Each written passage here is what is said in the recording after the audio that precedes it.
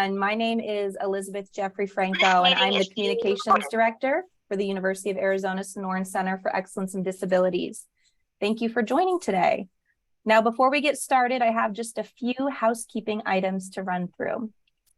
For today's session, we have live captions generously provided by the University of Arizona Disability Resource Center, which you'll hear more about in just a few minutes. To activate captions, click on the closed captioning button at the bottom of the meeting screen for caption options. Throughout today's session, please use the chat or raise hand function if you wish to share. Share verbally, you will be called on virtually after raising your hand. To raise your hand, you'll click on the reactions button at the bottom of the meeting screen and then click raise hand. If you're on the phone, you can also dial *9 to raise your hand that way. Throughout today's session, if you have any technical issues, please feel free to message us in the chat. Our team is here to help. Finally, on behalf of the Sonoran Center, I would like to read the university's land acknowledgement statement. We respectfully acknowledge the University of Arizona is on the land and territories of Indigenous peoples. Today, Arizona is home to 22 federally recognized tribes, with Tucson being home to the O'odham and the Yaqui.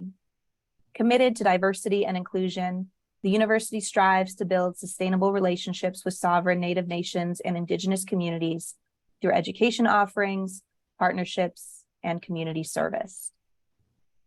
Now with that, I will hand it over to my colleague, Barbara Brent, to take it away. Barb? Great. I'm Barbara Brent, and I'm one of the Community Systems Change Liaisons here at University of Arizona. And first of all, thank you for joining us this afternoon.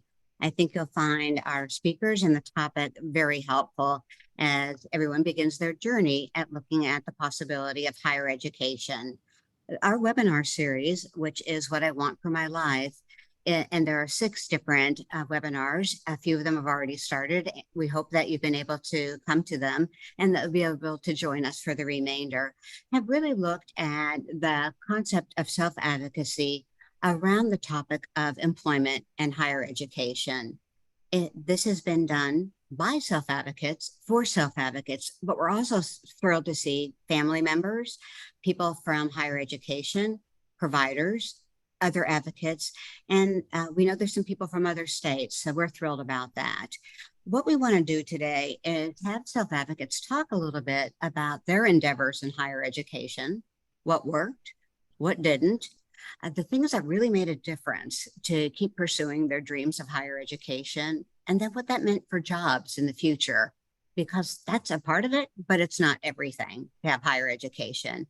And then finally, what tips people have as you begin your own journey in higher education, but maybe you're already doing that. And what are those things that our presenters wish they would have known as they embarked on their higher education and employment goals?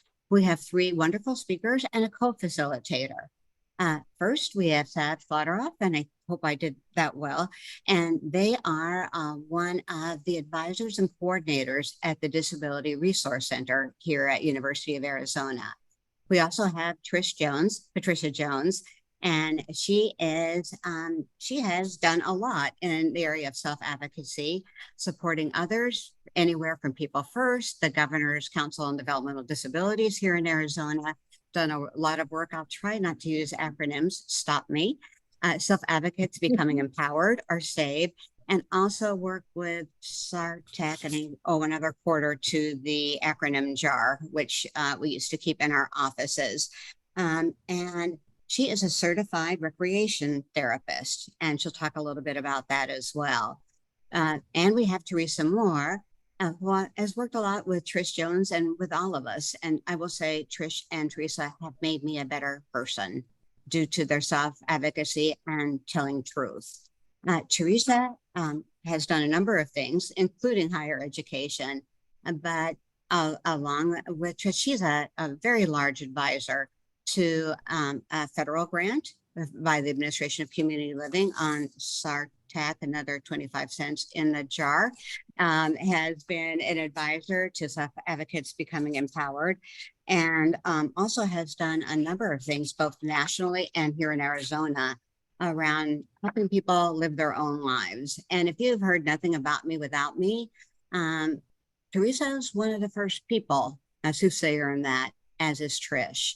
And where we'd like to start is to turn it over to Sav. And although she is also a co-facilitator, she has a lot of great information to share. They do around what we have to offer in terms of disability resource centers, what can be expected, what you can ask for, and they will go ahead and kick us off with that. So with that, Sav, I'll turn it over to you. Wonderful. Thanks, Barb. Well, it's good to be here with all of you. Like Barb said, my name's Sav Schlotteroff. My pronouns are they, them. Currently, I work as an access consultant, which I can kind of provide a bit more information on what that is here at the Disability Resource Center. But I've worked with the Sonoran Center in the past, as well as in a couple different positions here at the university, namely at the Disability Cultural Center, which I wanted to touch on a bit as well. I think that's a great resource for students, staff, and faculty on campus, as well as community members can utilize that space as well here within Tucson. But yeah, to give some other information specifically, I work with the College of Fine Arts, SBS, and the College of Agricultural and Life Sciences for our upper division students. And today I namely wanted to kind of give an overview for what the Disability Resource Center does, as well as how to navigate to, setting up accommodations, or, what you can kind of expect for what that process looks like to affiliate with the DRC, whether that's as a student or if you might be coming to the University of Arizona as a staff member as well. We oversee workplace accommodations too. So I'm just going to share my screen, and I'll put all of the links into the chat once I'm kind of done going over everything too. Oh, 1 second. Here we go. So the screen that I have up now is just our main DRC's website, which is just at drc.arizona.edu. As you can see, we have a whole bunch of drop-down menus that go over, just information about the DRC, how to request accommodations, as well as tabs for students for, where they can go to find out more information about, their academic or housing accommodations, accommodations for study abroad, things like that.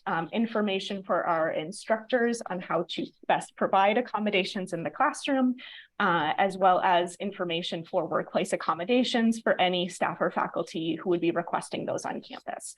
And so the information I just kind of wanted to touch on here was, the purpose of the DRC. So we work, namely, if we're looking at classroom accommodations, I work largely with instructors. So we want to ensure both that individuals' accommodations are being put into place, but also we work proactively with a lot of instructors and departments and colleges to, ensure that classes are, being made accessible and inclusive for students even prior to talking about those individual accommodations. I would say that's a big goal of what my position as an access consultant is, as well as, the DRC as a whole as well. And so, yeah, the accommodations, we want to ensure that students have the same or similar experience to their peers in the classroom with their accommodations. That's essentially the goal. We're looking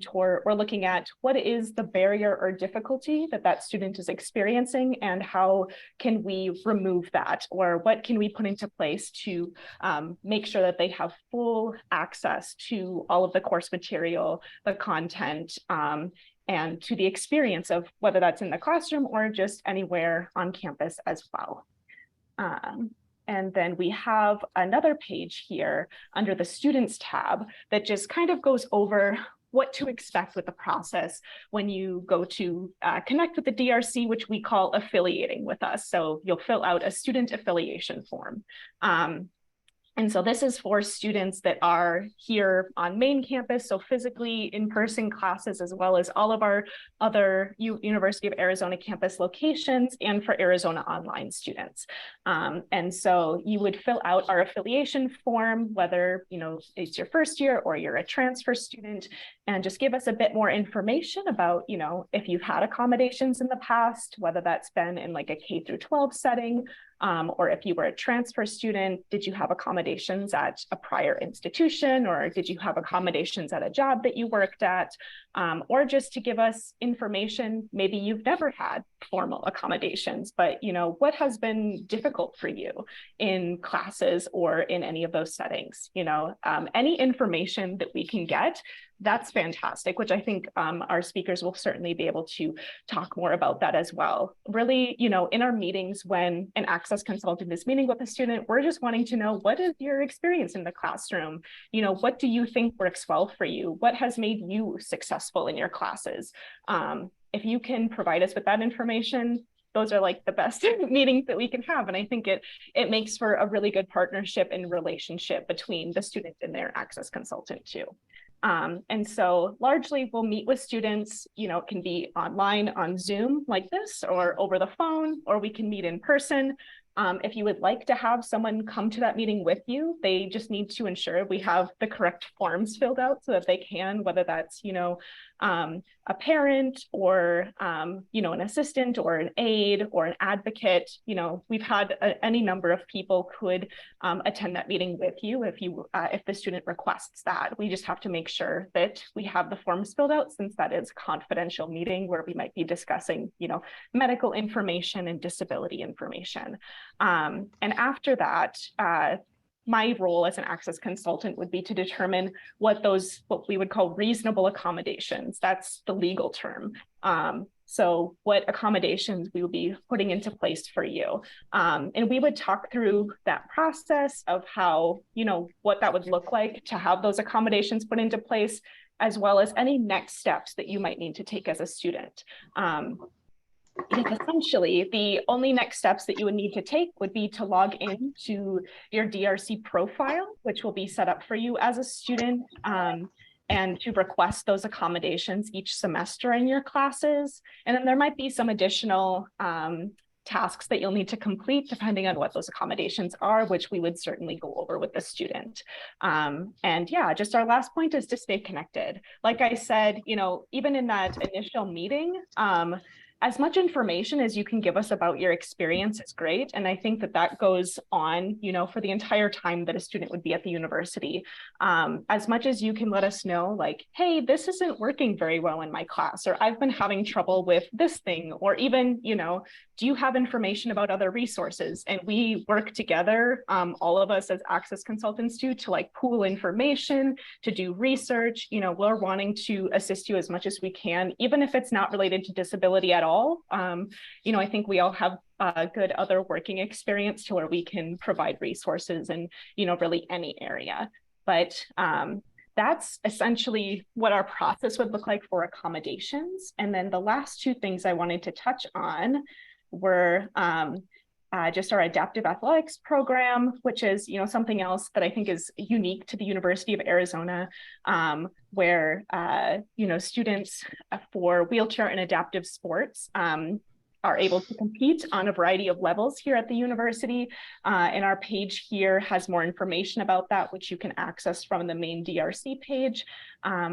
As well as the Disability Cultural Center, which I said that prior to my current role, I worked there for 2 years as a graduate student. And this space provides, whereas the DRC, we focus on accommodations and accessibility, in the classroom and on campus, the Disability Cultural Center is really here to provide community, exploration of disability identity, a lot of spaces where we discuss, art and media and, people's activism around, disability history and, other community resources within Tucson in Arizona. And as well as, we put on workshops, all of that. And so I think that those are just two other unique aspects of the University of Arizona that touch on, disability culture and access and all of that. So yeah, I will, like I said, I'll put all of those links into the chat. And if you have any other questions for me, at the end, or if you want to reach out to me directly, I'll also put my email into there as well. But yeah, thank you all. And I'll pass it back over to Barb. Thanks, Seb. I think that's really helpful to learn about it, and very much appreciate you answering questions at the end. And then for people that may not feel as comfortable doing so, to be able to reach out to you later. I'm not sure how familiar people are with disability resource centers. One quick question, are they available at most universities? Yes, they would need to be at any university. I mean, they would have different names, sometimes they are under like disability services or like an access center, or, the name might be different, but the center would need to be there to ensure that accommodations are put into place for students in their classes. And yeah. Matt, I see that you have a question. We were going to try to hold questions to the end, but if it's a quick one, what the heck? So go ahead. Thanks. I just wanted to mention, I'm with Access and Disability Resources at Pima Community College. So as Zach was mentioning, we do have another, local college here at Pima. We do have an office for students that are seeking that here.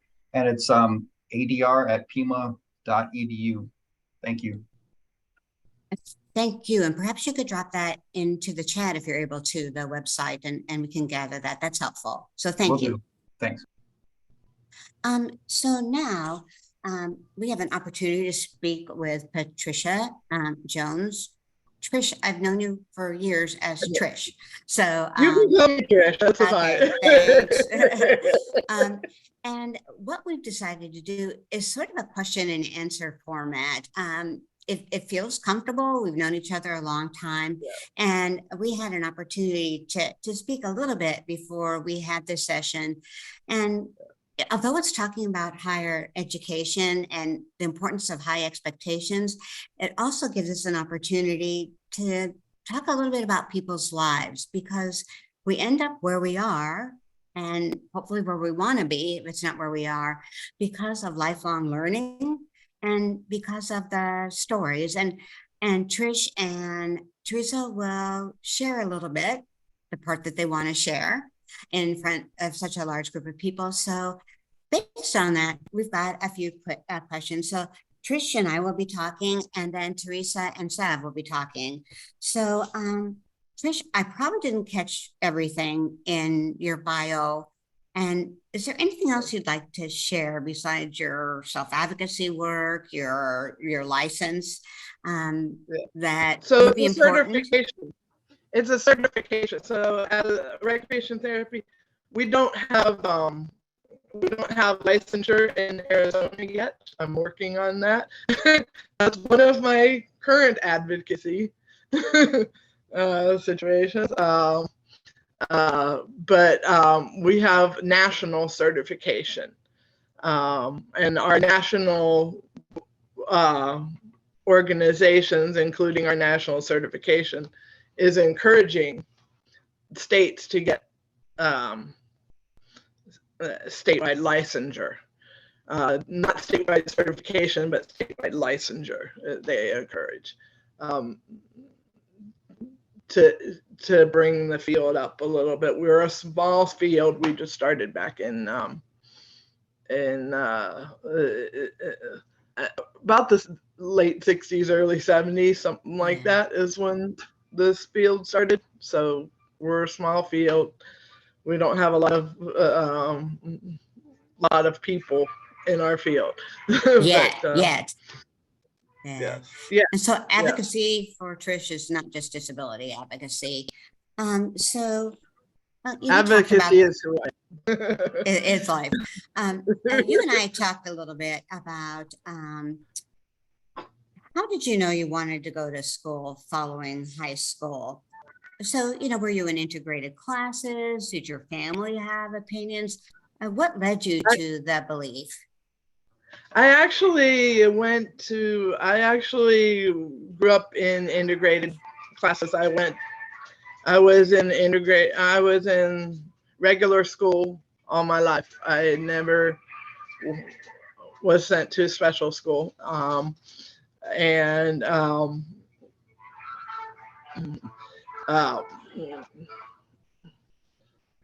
hold on. You're okay. Yeah, It's Zoom life. Yeah. yeah, life is I need my prize receipt from the thirtieth. online, honey. I'm on. Well, I'm online. trying to get my fucking shit. Well, started I out can't here do this right now. Sorry. on this other crap. Sorry. Need a receipt from the 30th first. Sorry, I had a distraction here. Oh, It's okay. But yeah, so I grew up in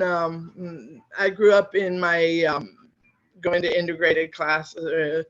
And when I was in high school, I had a careers class, and I was looking for.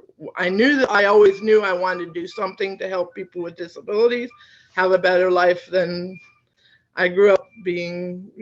I had some bullying and stuff when I was a kid, and so about my disability and so forth. So I grew up wanting to do something about making life better for people with disabilities when I grew up. And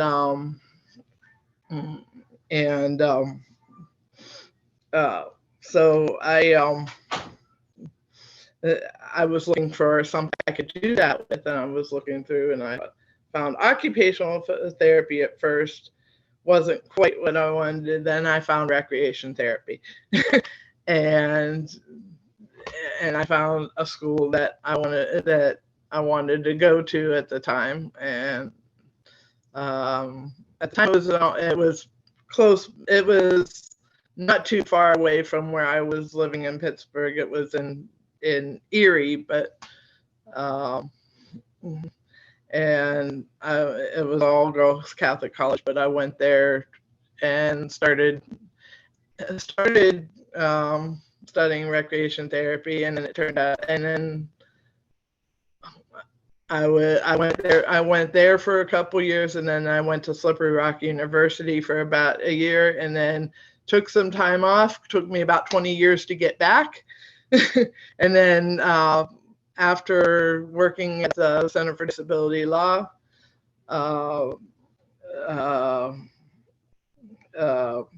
Perry Jude Radisick, when my grant ended for my position there, suggested, well, why don't you go back to school and finish your degree? And so I did. Technology. Just there were a couple things that you said in there that were really important that we talked about when we had a great conversation, some of which was about the webinar. We hadn't caught up for a while. And one of them is that transportation to school was a barrier. So you really needed to find a way that you could get there. So some of your first experiences weren't as easy. You needed to find a place close by. And so you've noted that as being important for people going to higher ed. Yeah. I'm sorry, I got thrown out of the picture here, and I'm trying to get back. You can't find yourself? Oh, we've lost you. Okay. Well, we're flexible till we can get, I don't see her anywhere on here.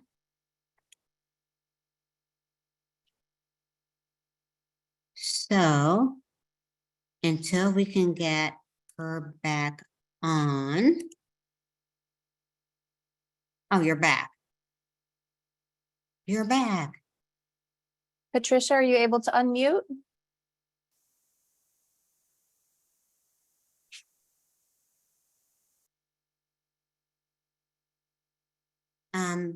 Is that something we can do on our end, perhaps? You're unmuted. The crowd cheers, Trish. There you go. Can you hear me now? Yeah, it's a little choppy, but we can hear. Okay. All right. So, yeah, so I grew up, so since I have epilepsy, I don't drive. And so I grew up in Pittsburgh. We had a pretty decent bus system there. So I grew up riding the bus, learning how to, my first time riding the bus was when I was 10 years old. And so that's mainly how I get around. And then I'll sometimes by Lyft or, you know, if I want to get there a little quicker, then the buses will get me there. So Trish, one thing I But, yeah. wanted to point out, just let it echo. And I'm not sure if it's because when we're both on. So we'll see what we can do. You know, Trish, I was just gonna say, if it's not too much trouble, if you are able to Go mute back on out your and come end. back in.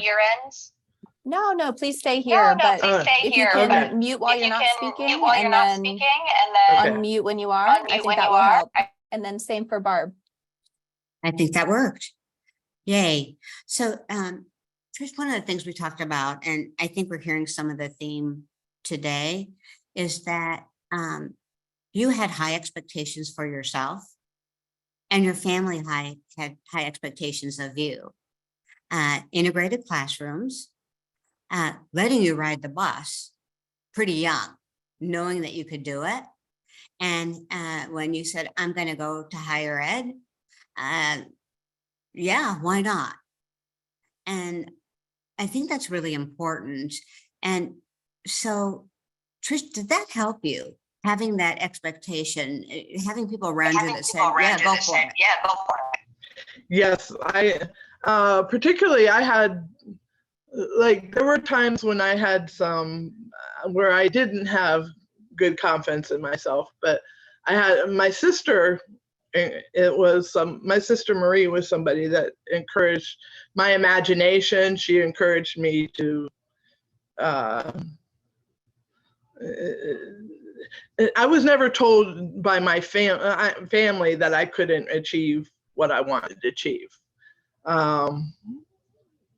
As far as higher education goes and that sort of thing, all of my family except for my brother have all been to higher education. My sister Helen became a lawyer when I was in 3rd grade, so she's about 17 years older than me. So she was, yeah. She went to law school when I was young, so I grew up listening to politics and you know, I grew up with the expectations of higher education, that education was important. It was important for being able to have a quality life. I think that's great.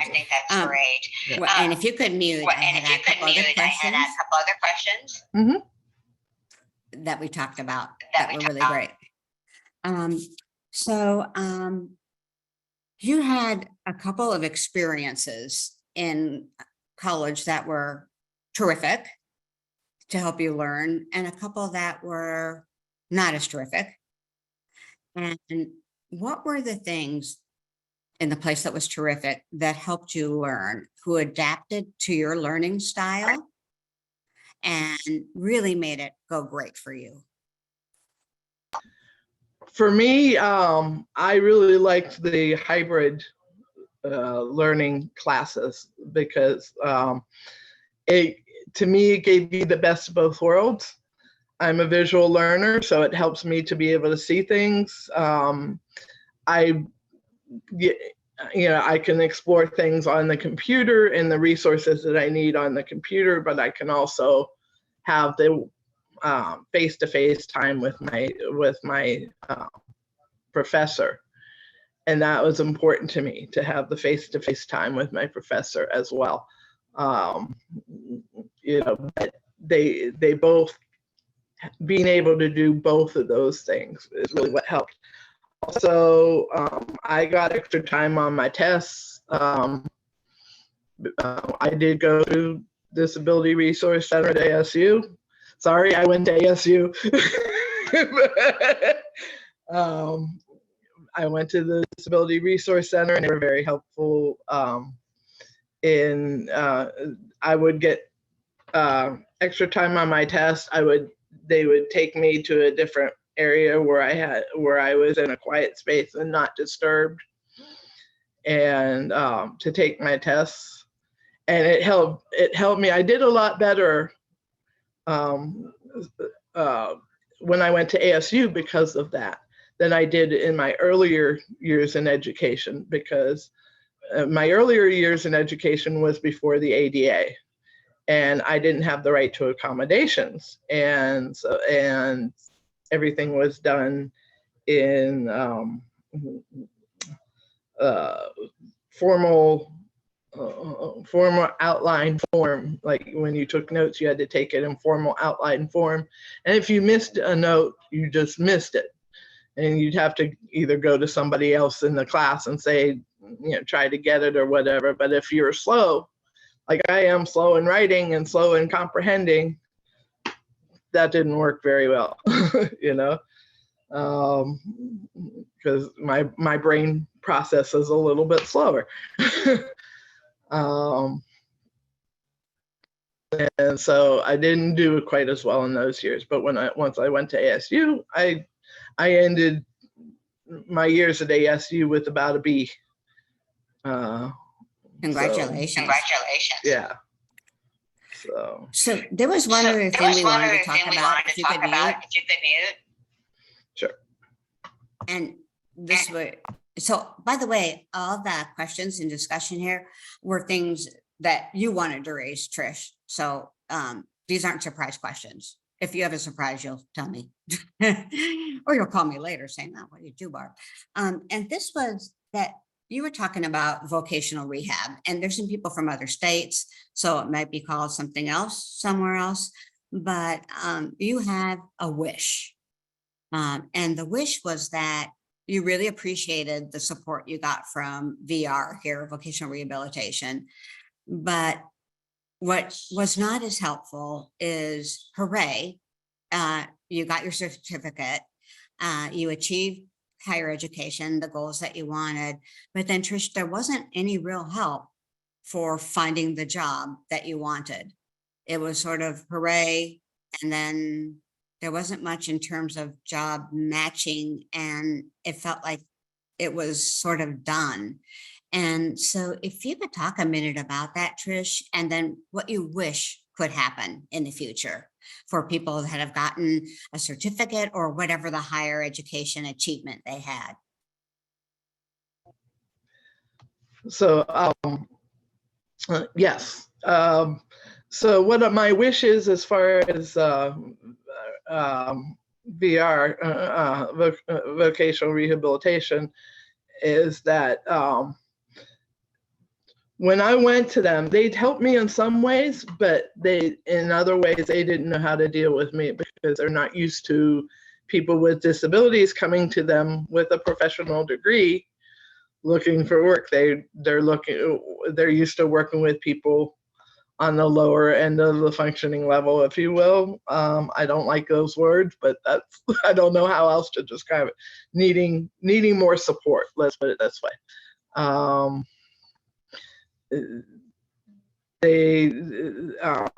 They're used to supporting people who need a lot of support, and people who are professionals still need some support sometimes. And like they don't have a lot of job opportunities for somebody in my degree, and listed on their website or whatever. They help me with clothes. They help me with some good interview questions to ask potential employers and some things like that. But beyond that, they weren't able to help me because they're not used to working with people who have higher degrees. And I think that needs to change. We need to have a VR system that works for that is person-centered, that is that can work with people who have more higher degrees. More and more people with disabilities are going to be getting higher degrees, and they may still need some support in getting their job and getting a job and being able be hooked up with a job. And I think that VR needs to grow with that and be able to, and I know some people want to be entrepreneurs, and they should be able to do that as well. I think we need to not assume that every person with a disability is necessarily on the needing the more support line. They may need some support, but not, Yeah, and you even Yeah. talked about people that, and we'll close out. You even talked about people that may need a lot of support, and they're doing well with higher ed, but they're still being given jobs that are not higher level, right? Right. Yeah, I have had some experience in the past with, there was one point in time where I went to somebody and they automatically wanted to put me in a sheltered workshop. And I said, no, I'm not right for a sheltered workshop. I don't need to be in a sheltered workshop. I need better job opportunities. I need,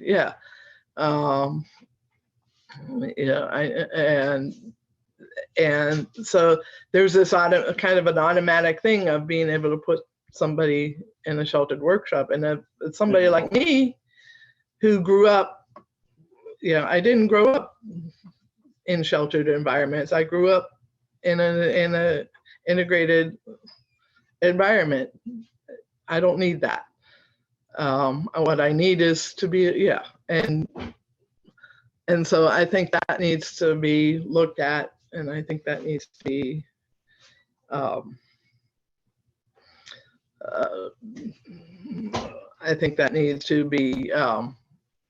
reevaluated, how they work with people with disabilities, and not necessarily assume that everybody needs everything, that kind of support. Trish, thank you so much. We're going to turn it back to Sav and Teresa, and we will have questions at the end. Congratulations on your achievements, and we know you're not done. No, not at all. Not by a long shot.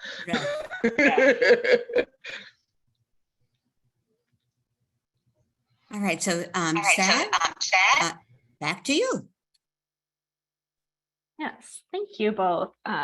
And yeah, I am glad that I will get to be able to talk more with Teresa. And so I think similarly, I'm not sure if there's anything specific that you would like to share from your experiences or from the work that you're currently doing, to kind of, give yourself an intro to everybody here.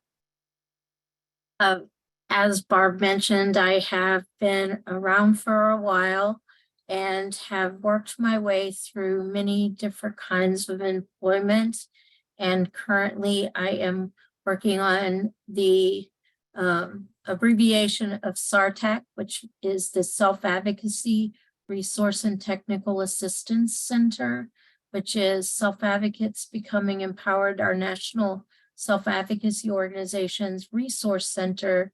And we collect items from all over the country, and we put them up on the center for anyone to use who is interested in supporting and learning about self-advocacy and self-advocacy skills, and how speaking up for yourself can help you through life in many different situations, and one of them being higher education. We also have SARTAC Fellows, which is an opportunity for individuals with disabilities to create their own project, lead that project with a host organization, and have the opportunity to say, what is something creative that I want to do. We're very fortunate to have done this for 6 years now and going on the 7th. And we've helped many individuals open up the opportunity to use their higher education and their learning skills through life to help them build projects and to advance their career and their dreams and goals. And so that's why this is such a good match for us to talk together about building opportunities for people with disabilities. So that's why I'm really excited to be part of that and have self-advocates becoming empowered as our quality assurance kind of people who make sure that everything is working right and that we're doing the right thing for people with disabilities and supporting them in the right way and making sure that there's resources for them to find information that can help them achieve all of their goals and dreams. Wonderful. Thank you. That's a great introduction. Yeah, so I think that we were wanting to, you touched on the importance of providing, those support resources, but also the information so that people can, decide what they would like to, pursue in the future. What was your experience then in, early schooling and in high school, and what kind of led you into, pursuing higher education or, all of your advocacy work? Were there, important people in your life during that time that helped supported you in that? Yes. As a child, I actually was a self-advocate sometimes, but not all the time, because I had problems with being really shy and not really sure of myself when I was very young, but I still had that, spunk, I think is one of the things that we can say that people with disabilities have is a lot of good energy around them to work through things. But as I started out in school, it was hard for me. I didn't, at that time, I'm a little bit older and things were not always in place. But I did have the opportunity to have many great teachers. Teachers made a huge difference for me, as well as when I was young, all of the physical therapy that I received as a child and having really positive people around me that believed that I was going to, have abilities, have, strength, and was willing to put in the work that was required for both of those things, both to work on my physical strength as well as figuring out how I learn, what works best for me. I also, as a child, learned who I could trust. Sometimes my mom and dad were very nervous and scared for me.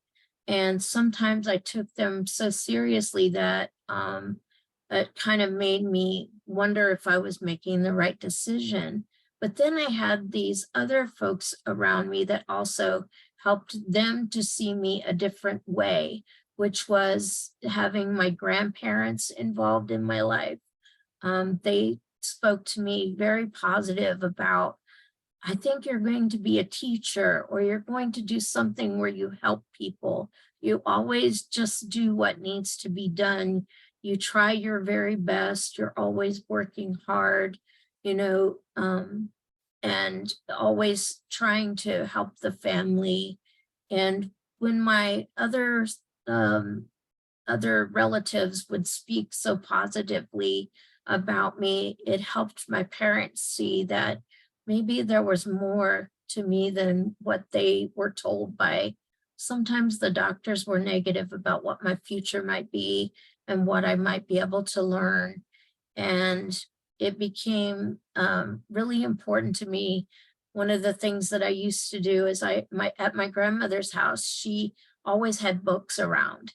And I would just sit for hours and look at these books and try to learn new words and look the words up in the dictionary or ask somebody, what does that mean? And So I was very curious, and I think that really helped me move through school very well, because I was just so passionate about learning.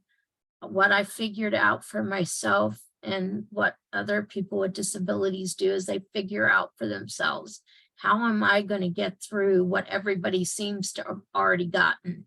How am I going to stay caught up? How am I going to, be with the rest of the kids in the classroom? If I need extra time for reading, I need to put in the work in my off school hours. And that's what I did, is I kept reading beyond what we were studying right then. I drew pictures of things that I wanted to remember, because that's how my memory was created. And later in life, I learned that people need to have things in all kinds of different ways. Sometimes you learn visually, sometimes you need hearing to hear it and, to understand it. Sometimes you need to draw it out yourself. Sometimes you need to break it down yourself. And I became a lover of PowerPoint. As soon as that came out, my life changed, because it was all about breaking information down so that as many people as possible could learn from it. And that was just like a wow moment. They have something that's going to help me learn. And we ended up using that a lot in our self-advocacy work. And we continue to improve that as we find that you don't need as much information on a slide or a video as just explaining it really well, and then letting people think about it, figure it out how it helps them, and then teach them something new. So it really has been a great experience to learn from myself and others how I work best and work successfully. And one of the things that Barb and I shared is after I learned how I learned, I knew that I could teach anything as long as I took my time and my methods to get through it. And as much time as I needed, I could teach anything, even if it's a subject I'm not experienced in. If somebody shows me and I can take pictures and I can draw and I can ask questions and do those kinds of things, I knew that I could learn anything and teach anything, because I knew what worked best for me. Thank you. And I see some things going on in the chat too, but I wanted to, touch on a lot of what you've been discussing is, what works well for you and what your strengths are. And I think that that's something, whether we're looking at disability services or VR, any of these, kind of like state and governmental disability institutions, is that we need to also be implementing reframing, in our meetings, to not just be like, what can't you do? What do we need to, kind of framing our disabilities in a negative way, but rather, what are we good at? What works well for you? What strategies do make you successful in these situations? So I just wanted to, I think, really highlight that, because I think that that has been, certainly a discussion that we've had at the DRC when we're meeting with students. And, I think it does make, like what you're saying, a really big impact in building up someone's confidence in, moving forward in any of these spaces. But yeah. And then I think, what you were also touching on is, people kind of giving you ideas of what you could go into for, higher education or work. So how did you become interested or know what you were interested in like a higher education field? So when my grandmother, who is very important to me, told me these good things about myself, and then I told other people and they said, that's a great idea. I think you should try that out. What would that look like for you? So one of the things that I knew I loved to do from all this practicing in school, organizing my notebooks so that I could keep information in a way that worked for me, with notes and pictures and different things. I knew that organizing was one of my strengths. And I thought being an administrative nurse, because when I would be in the hospital, which was quite often, I would listen to what they were going through with their lives. People with disabilities are excellent listeners a lot of times, and they hear people and people are not even paying attention to what they're disclosing. But one of the things I learned was that they needed better organizing of their schedules so that they could have good time off with their families and things like that. And I thought, oh, I could help nurses and other people do well. And so I was like, okay, let me think. Administrative nursing, that's what I should do. And I went to VR with that idea. They said, that'll take too long. We don't do that yet or now. And we're really worried that you wouldn't be able to finish it. And I was very disappointed. But then I said, okay, what do you suggest? And the suggestion was, how about you try out a related field and see if you like it? Then if you want to do more, try going on in school on your own. And so they did pay for a certificate program. And I went to medical assisting, which is similar, but not quite the same thing.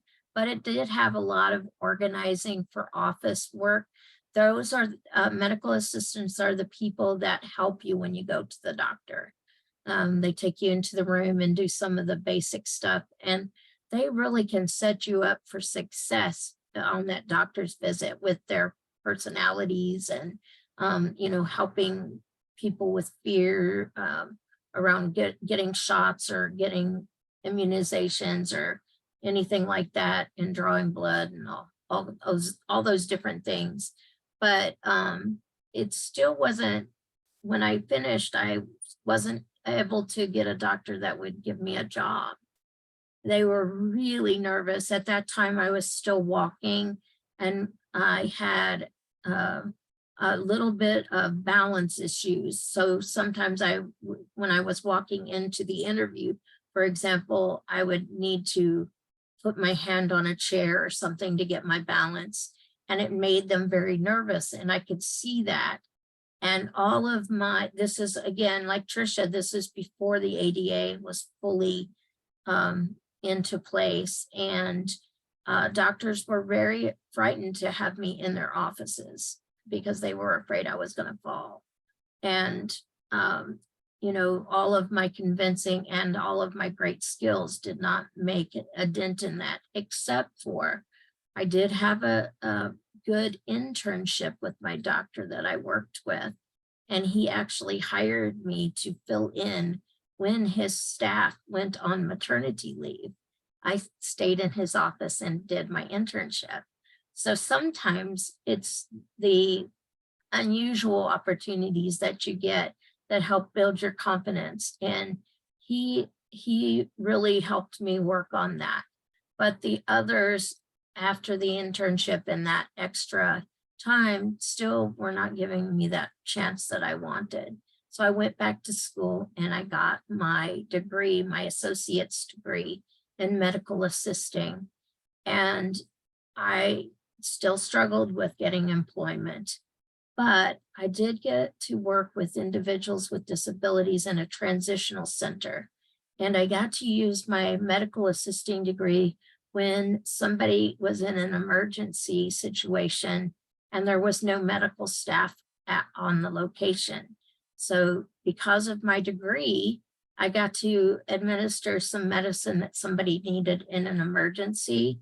And I've also helped people who, may be going through something medical with asthma and other things that sometimes just having a calm person around helps a lot until they can get, more help.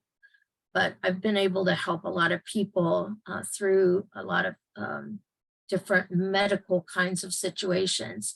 So I can't say that I didn't get anything out of that degree, but I did get to do great organizing, and I continued to excel at that. And all of my work after that, every experience that I've had working, whether I was working in restaurants or, doing the medical assisting or helping people learn skills so that they could live on their own at the Transitional Living Center, everything just kept building towards my confidence, my quality of leadership, ability to handle difficult situations and stay calm, building on all of these experiences of work and trying different things led me to self-advocacy. And when I became a part of the self-advocacy movement, people there again started noticing and saying things to me that reassured me that I was in the right place at the right time and they needed my help, and that the skills that I brought were going to help them meet their goals. And when I know that I'm helping people, just like everybody else, something happens that's amazing. It releases your creativity, opens your heart and your soul up for more learning, more gathering of information. I just love learning and just continue to use every experience to say, okay, what scares me the most? That's what I'm going to go after next, because that's what is the next step for me having the life that I want.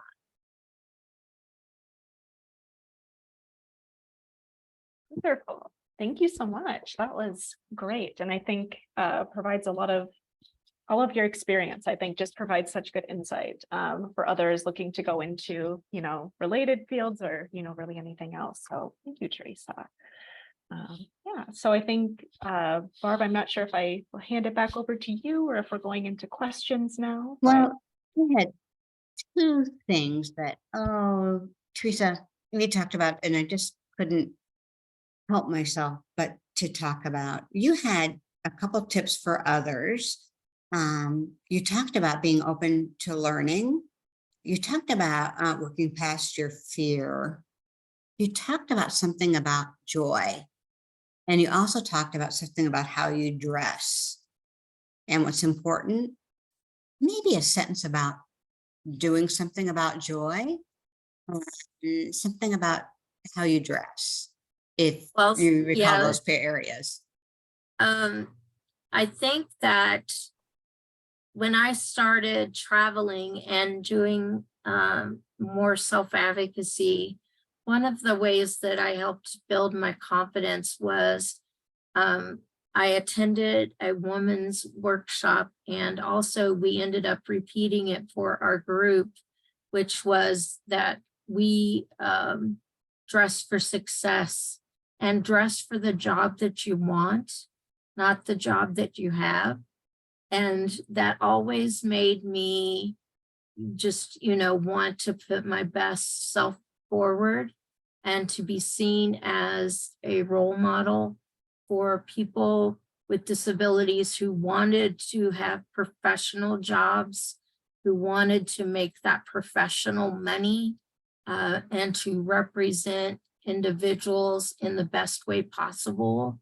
One of my mentors, he was a PhD, which is a higher education that you can achieve. And he said, I think I scare people when I show up in suits, but when you show up in a suit, it really surprises people that you are ready to go hot on the topic, lead the group in all of the activities, show them what's important. And I just fill in the gaps, he said. And dressing for success, always dressing for the job you want, not the job you have. That was something I used to repeat to myself all the time when I was trying to figure out how high do I need to go to make the kind of money that I could get a house. And I did finally achieve that. I got into management and supervision on grants. Now I'm the director of projects on several occasions. And still, I used to travel all over the country, managing projects in about 30 different states sometimes. So you always put your best self forward and people see it. And you have a glow and a joy about you when you do things that you love. And you don't have to do things that you don't like. But if you are in that situation where you're just working through, it's okay to have jobs that start you off and give you experience, because every job will teach you something about yourself. Even if it's stuff that you don't like to do, it teaches you something about yourself and gets you ready for your next opportunity. And it builds you up and gets you ready for things.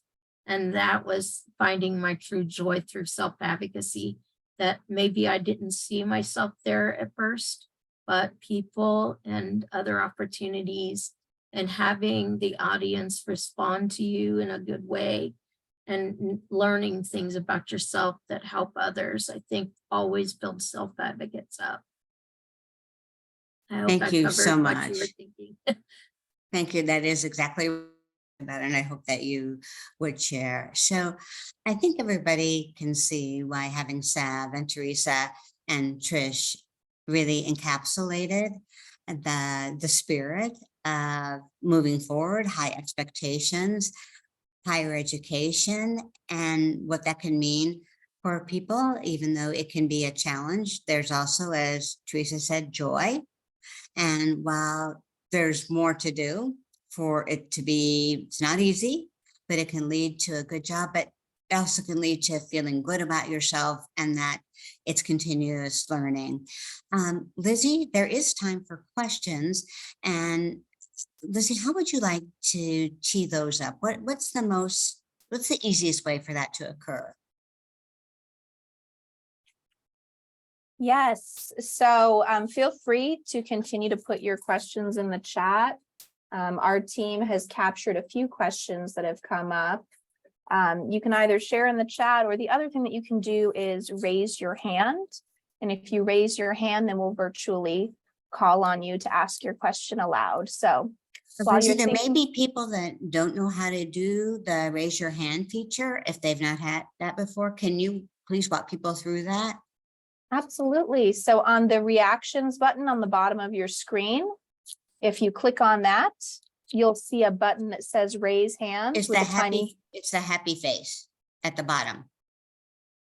Yes, yes, the happy face at the bottom that says reactions. If you click on that, there's an option there to raise your hand, and it has an emoji icon with the hand raised. And if you click that, that's how you raise your hand. If you're just joining us on the phone today, you can also dial *9 to raise your hand that way. Or as I mentioned, you can use the chat over on the right-hand side of your screen. So while you all are thinking of additional questions and queuing those up, we had a question earlier, and forgive me if this was addressed already. I believe this one is for Sav.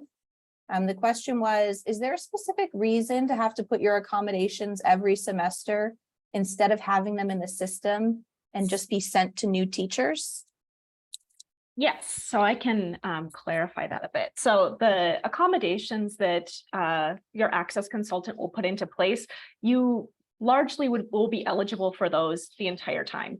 The only exceptions would be, we might have temporary accommodations for students who are pregnant or who have like a temporary injury, or, some who might have had a concussion, to give a few examples where those might be some short-term, maybe it's just for a semester. But any other accommodations, you'll be eligible for those. And you would just go in each semester to request which of those accommodations you want in each class. The reason that it's set up that way is just because every class that you're in college might be different. Some of them might be online, so maybe you don't need, your in-person accommodations to be requested, or maybe you're taking a lab class and that's going to look different, for the work and things that you need to do in that course than a lecture-based class. And so you just go in and select which of your accommodations you want in each class. And then our system is, and I think a lot of them are for most colleges, it's fully online. So your instructors will see a list of all the students that are affiliated with the DRC and then what their specific accommodations are. And so instead of, getting like a 504 plan or like an IEP sheet that might be, physical, it's on paper where people sign it, it's all digital.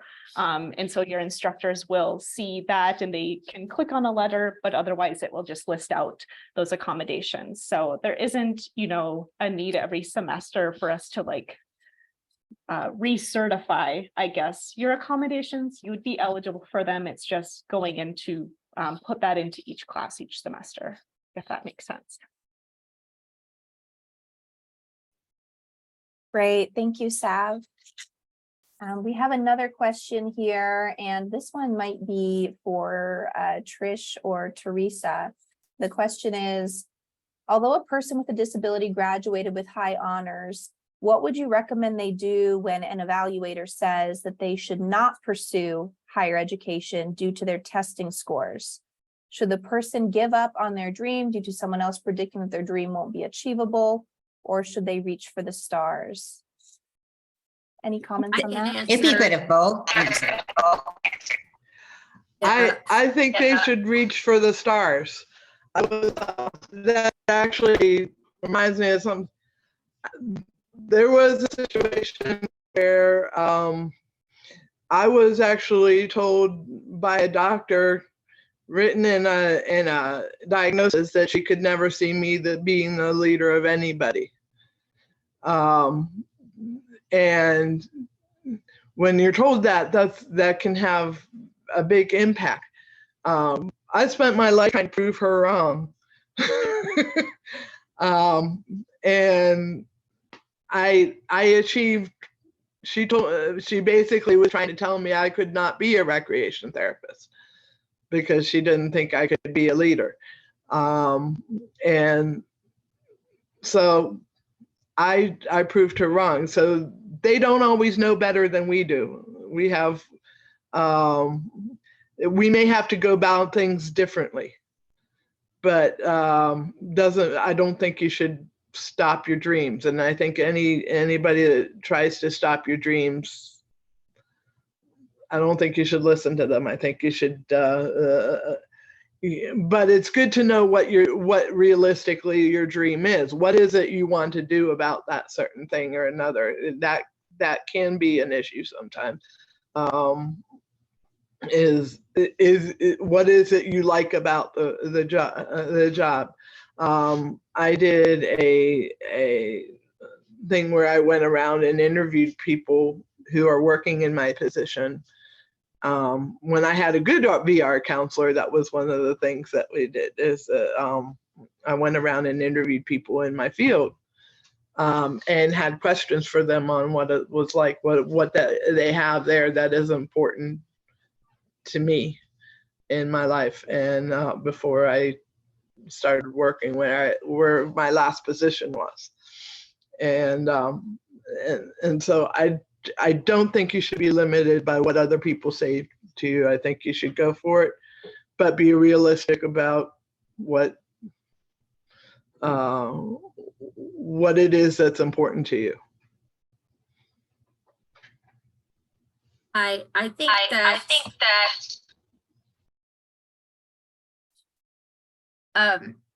one of the things that helped me when I went back to school, I took a little bit of a break in between high school and going back to school.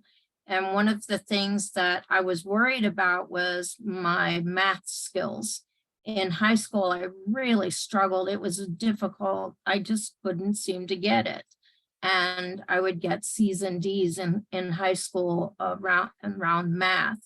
And it just didn't work for me. And I went to a tutoring class with this amazing gentleman who was a retired teacher who was teaching a class of individuals who needed to recertify their math skills. so that they could pass the entrance exam for college. And he helped me so much and made such a huge difference that when I got into college, he helped me to pass. He helped me to understand it. He helped me figure out how to break it down and what it was that made it kind of like music to me instead of a drudgery to do math. I kind of love it now. I think it's amazing. I figured out what worked for me. And when I took the class in college for algebra, I got an A, aced everything mathematical. I had to do different things for medications. Everything started making sense once I had a good teacher. So sometimes the extra steps that you take can make a world of difference. And if that person isn't the right match for you, keep trying till you find the right one that really gets you and how you understand things so that they can help you be your best and do your best.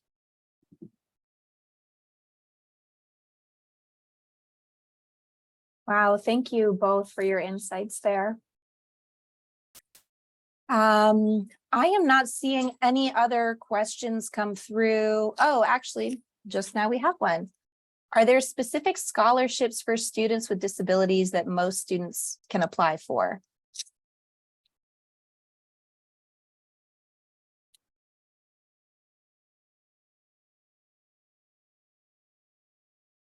Is anyone able to speak to that? Maybe Sav? Yeah, to my knowledge at the university, there aren't, I don't think, like generalized scholarships in that capacity. I know that there are certain scholarships and, funding streams, I guess, for like specific disabilities that they, because someone will put that into place. I know that at the university we have, I'm gonna like blank on the name, I think Scholarship Universe. It's through the financial aid office, and that lists out a million different scholarships and things that students can look through with like key terms if you're looking for that information. But there isn't something to my knowledge that's in place for kind of generally, disabled students, but there might be things in place for specific types of disabilities that students can apply for. And then I know for adaptive athletics that they do provide some funding for students as well, if they're coming on to play any adaptive sport at the university. But for any university, I would always say that looking at the financial aid office would be, that information would be a good place to start to look for that too. Vocational rehabilitation helped me go through school. So that was how I was funded. They also assisted with the federal funding programs that I would qualify for, as low income was how some of my funding came. And also, I believe that I did have one for women with disabilities.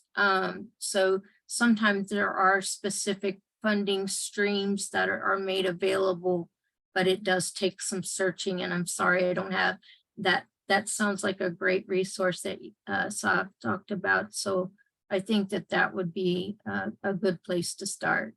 But I did get most of everything done with VR's assistance. We do have a colleague from the DD Council go ahead, Lizzie. I think I was just going to say what you're about to say, Barb. You go ahead. One of our esteemed colleagues from the DD Council always has good questions and thoughts. And Sav, he was wondering whether there is a network of disability resource centers. Yeah, I think the largest network that we're part of is our professional organization, which is AHEAD, if you want another acronym there, for access and higher education. And that's where, I think we get a lot of good information that different disability services folks who work in colleges at different levels can ask questions, get answers, kind of pool resources. and provide that sort of information.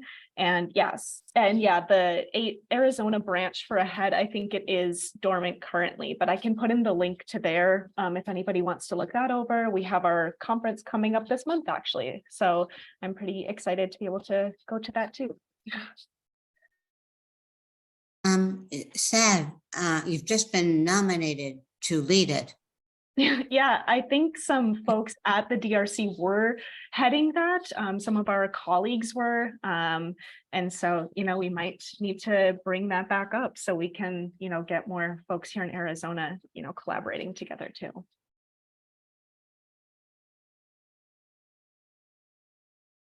Okay, and I'll put out a last call for questions. If you have any additional questions for any of today's presenters, now's your chance to raise your hand or put them in the chat.